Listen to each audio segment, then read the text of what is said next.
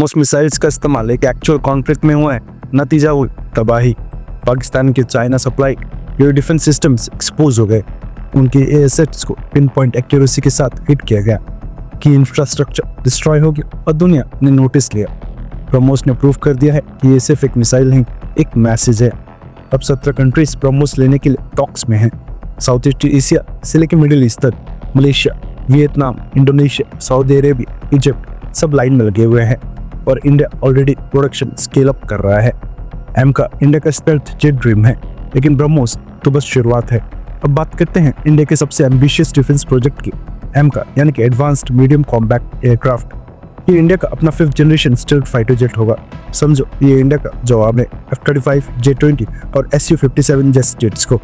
Radar से invisible होगा, weapons को अपने बॉडी के अंदर ही कैरी करेगा स्टेल्थ मिशंस के लिए, और बिना आफ्टर बर्नर के सुपर क्रूज करेगा, यानी स्पीड ऑफ साउंड से तेज उड़ने की कैपेबिलिटी होगी। एयर और ग्राउंड टारगेट्स को हंट करेगा इंडियन मिसाइल से, एस्ट्रा, रुद्रम और ब्रह्मोस एनजी जैसे लाइट वर्जन के वेपन से। AI पावर्ड सेंसर्स होंगे, AESA रडार होगा लॉन्ग रेंज डिटेक्शन के लिए, और इलेक्ट्रॉनिक वॉरफेयर सिस्टम्स होंगे जो एनिमी के सिग्नल्स को जैम कर सकते हैं। MK2 वर्जन इससे और आगे ले जाएगा, ज़्यादा पावरफुल इंजन और ड्रोन टेमिंग टेक के साथ, जहां ये फाइटर अपने साथ अनमैन्ड ड्रोन्स को कमांड करेगा और फ्लाई करेगा। सिंपल शब्दों में एमका बना देगा इंडिया को दुनिया का चौथा देश जिसके पास खुद का 5th जनरेशन स्टेल्थ जेट होगा, US, रशिया, चाइना के बाद। इंडिया को अभी क्यों चाहिए एमका? आज इंडिया के पास है सुखोई 30 MKI, मिराज 2000, MiG-29 और जैगुआर जैसे जेट्स। ये सब पावरफुल हैं लेकिन एजिंग हो रहे हैं। मोस्टली जेट्स 4 या 4.5 जनरेशन के हैं। स्टेल्थ और मॉडर्न बैटलफील्ड कनेक्टिविटी इसमें मिसिंग है। एमका उन्हीं जेट्स को रिप्लेस करेगा जैसे Su-30 MKI अगले कुछ दिनों में, और इंडियन एयरफोर्स का एज शार्प बनाए रखेगा।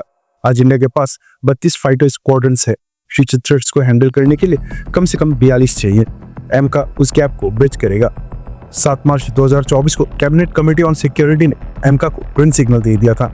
15,000 करोड़ रुपए सैंक्शन हुए प्रोटोटाइप डेवलपमेंट के लिए। हर जेट की कॉस्ट एस्टिमेटेड है 1000 करोड़ रुपए, लगभग $120 million USD।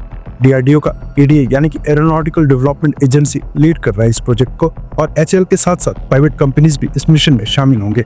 Final decision air India 2025 में शोकेस किया जाएगा और वो दिखने में जबरदस्त है।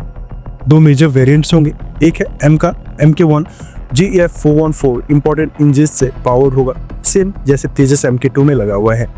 एमका MK2 एक नया इंडियन बिल्ट इंजन होगा, को डेवलप्ड हो रहा है ब्रोवर पार्टनर्स जैसे सॉफ्रान यानी कि फ्रांस की कंपनी या रोल्स रॉयस या तो UK की कंपनी के साथ। एक प्रोपोज्ड नेवल वर्जन भी है एयरक्राफ्ट कैरियर्स के लिए जो अभी ड्राइंग बोर्ड पर है। अगर इसकी टाइमलाइन की बात करें तो 2024 में 15,000 करोड़ अप्रूव हुए, 2026 से 27 को फर्स्ट प्रोटोटाइप रोल आउट होगा, 2028 को फर्स्ट फ्लाइट एक्सपेक्टेड है, और 2032 से 34 तक सर्टिफिकेशन और एयरफोर्स में इसका इंडक्शन हो जाएगा, और 2035 में फुल स्केल प्रोडक्शन भी स्टार्ट हो जाएगा। केवल 3 कंट्रीज के पास 5th जनरेशन फाइटर जेट्स हैं, US F-22 Raptor F-35, China J-20, Russia Su-57। कई देश ज्वाइन करने की कोशिश में है। टर्की यानी कि TFX, साउथ कोरिया की F-21 करंट की 4.5 जनरेशन है, जापान FX प्रोग्राम। एमका कंप्लीट होने के बाद इंडिया भी इन एलाइड पावर्स में शामिल हो जाएगा। इंडिया के पास अभी तक कोई फुल्ली होम ग्राउंड इंजन नहीं है जो 5th जनरेशन जेट्स को पूरा कर सके। सॉफ्रान के साथ नेगोशिएशंस अभी भी चल रही हैं, लेकिन टेक ट्रांसफर और IP राइट्स को लेकर कुछ डिस्प्यूट्स हैं। HAL पास प्रोजेक्ट्स में डिलेस फेस किए हैं। इस बार ADA, DRDO और प्राइवेट फर्म्स के बीच फ्लॉलेस कोऑर्डिनेशन चाहिए। एक reliable supply chain, train pilots और एडवांस मेंटेनेंस सिस्टम्स में जरूरी होंगे। लेकिन अगर सब कुछ सही गया तो इसका रिवॉर्ड मैसिव होगा।